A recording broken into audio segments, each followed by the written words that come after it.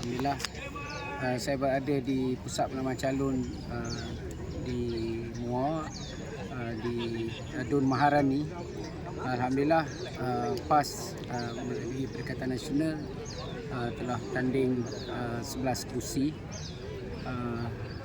Hari ini suasana penanaman calon cuaca sangat baik, dan Alhamdulillah kalau kita lihat sebelah sana Barisan Nasional dan di belakang ni Perikatan Nasional jauh lebih ramailah Perikatan Nasional, dan sebelah kanan saya di belakang sana ada muda dan juga PH dan muda memang sedikitlah dari segi jumlah, walaupun dia tidak melambangkan keputusan pilihan raya, tapi semangat untuk kita mencabar dan memenangi mempertahankan Dun Maharani ini sangat kuat.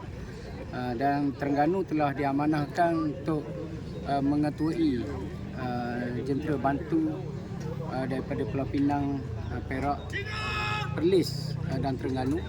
Jadi kita memantaulah semua 11 dun di dalam pilihan raya pada kali ini, dan jumlah keseluruhan jentera kita dalam 500 orang lah bermula pada hari ini, sehinggalah pada hari mengundi, dan oleh kerana kita dah tentukan jumlah orang berapa, dun mana, kawasan mana, jadi mereka insya-Allah sentiasa akurlah selalunya, dan kita yakin jentera 500 orang bahkan akan bertambah dari semasa untuk membantu 11 dun. Sebenarnya Terengganu fokus kepada 3 dun untuk jentera bantu, dan kita bantu untuk melihat 11 dun yang lainlah.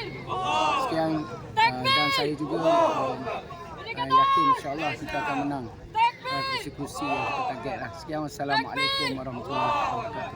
Takbir, Allahu Akbar.